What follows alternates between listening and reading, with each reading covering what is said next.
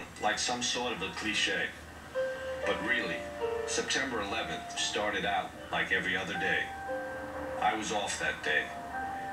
13 guys from my firehouse were on. Around 8:30. Engine, matter. I believe the run came in. We had to run for the gas leak, or an odor of gas in the street, actually, I think it was.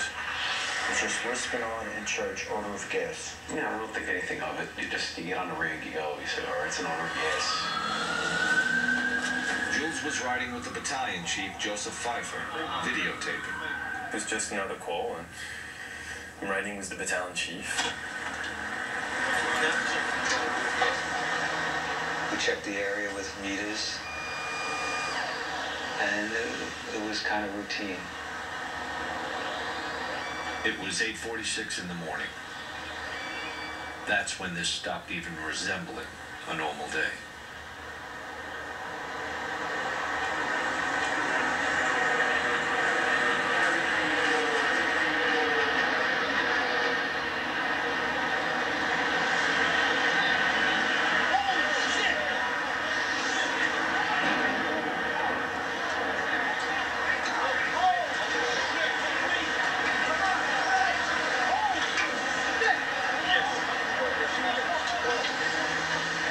Right then and there, I knew that this was going to be the worst day of my life as a firefighter. Immediately, I knew this wasn't an accident.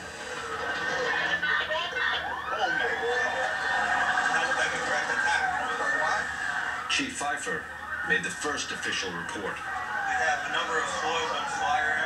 It looked like the plane was aiming towards the building. Transmit a third alarm. We'll have the staging area at Vesey and West Street. Everyone who was passing was looking up. It's like the world just stopped. Just currently getting a look at the World Trade Center. We have something that has happened here. Flame and an awful lot of smoke from one of the towers. Whatever has occurred has just occurred within minutes, and we are trying to determine exactly what that is. As we swung around in front of the World Trade, my mind tells me, wow, this is bad. What do we do?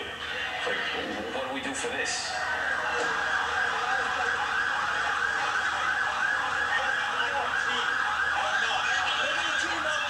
We park right under the awning of One World Trade Center. Chief Pfeiffer puts his gear on, and I remember asking him, Chief, can I come in with you? I want to come in with you. And he says, yep. Yeah, you stay with me. Come in with me, never leave my side. I go in, and I hear screams. Then right to my right, there is 2 people on fire, burning. I just didn't want to film that. It was like, no one should see this. Pfeiffer was the first chief into the building. Right away, a guy from the Port Authority told him the damage was somewhere above the 78th floor. But all you had to do was look around. It was obvious. Something had happened right there in the lobby. You just saw that all the windows were blown out. The lobby looked like the plane hit the lobby. Later, they'd figure out that flaming jet fuel had shot straight down the elevator shaft. All of this damage was done already. People was all over the place.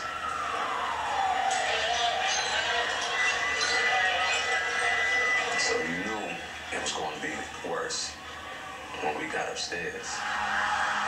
Flames are shooting out. Smoke is pouring out. I want you to get an engine and see off.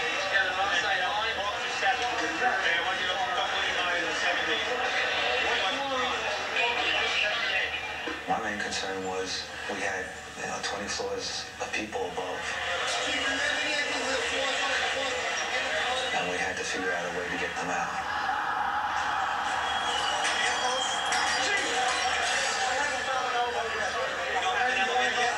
As it turned out, we had no usable elevators. With the elevators out, there was only one one way to get up there. Walk. Companies come in. You see them with a concerned look on their face. And they're sent up.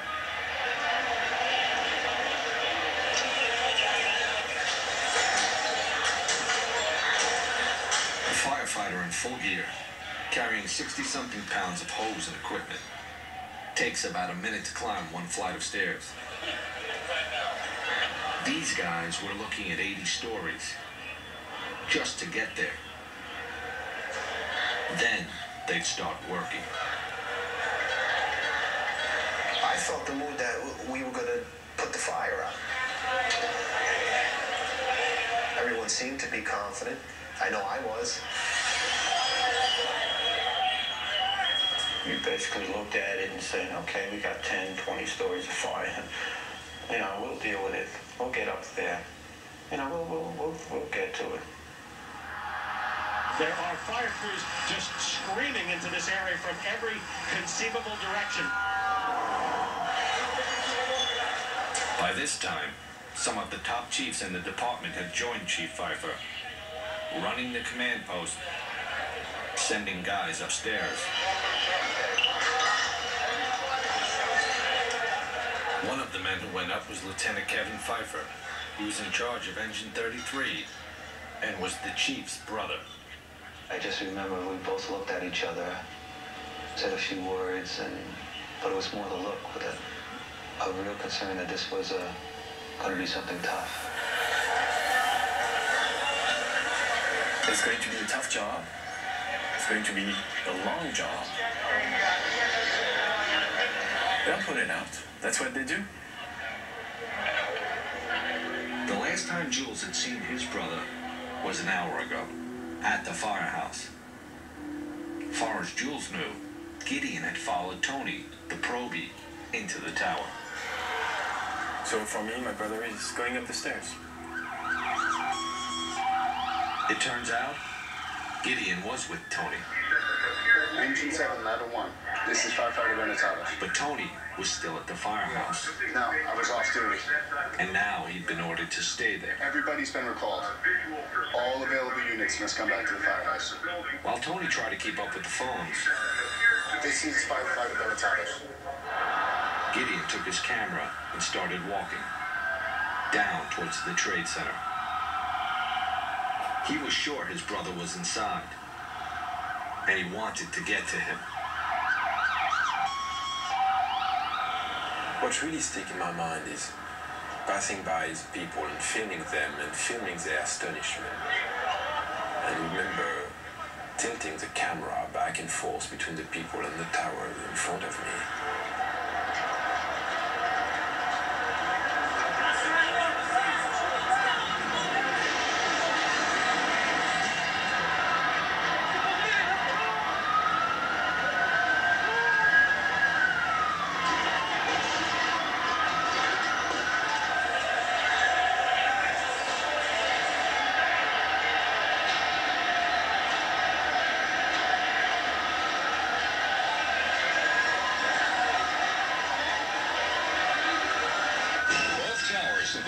Center have been hit by aircraft. Both are in flames. There is black smoke coming from both of the towers. It's a horrific scene here. Mayday. There were two planes. I saw the second one hit. It hit the other tower. What we knew was that a second plane hit, and we had a lot of people trapped.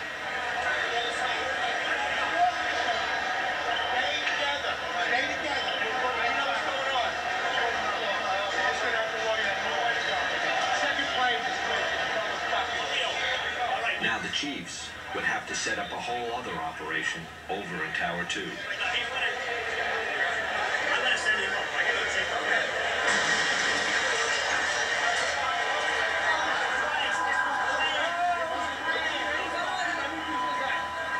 When the second plane hit, that's when you could see fear. You could see it in everybody's eye.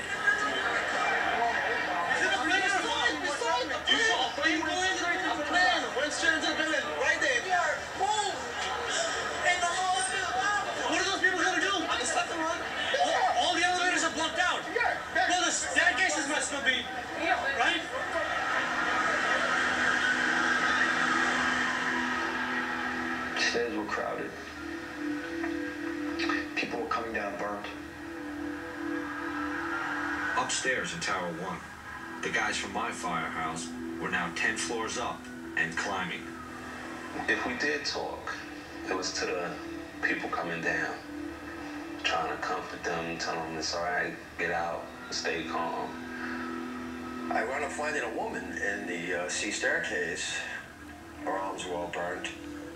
She was just sitting there, basically in shock. So I picked her up under her arms, and I put her in with a group of guys, and I asked the group of guys to, take it down. I knew we had to get up to help people. We had to get up there. People pretty much said, why are y'all going up there? Get out.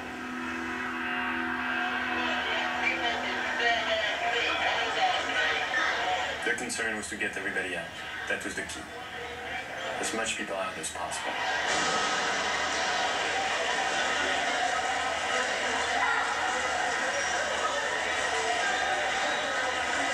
Most of the people in Tower 1 came out on the mezzanine above the lobby. Then they'd get out through another building. All right, I want to use the lobby of 7 as a triage. The chiefs didn't want anyone going through the lobby doors. First, it was because debris was falling outside. Then,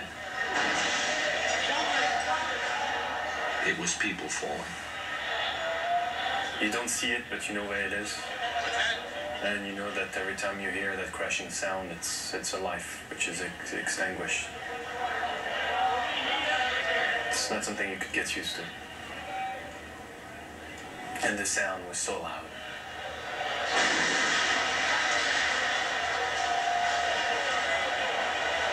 I just remember looking up, thinking, how bad is it up there that the better option is to jump?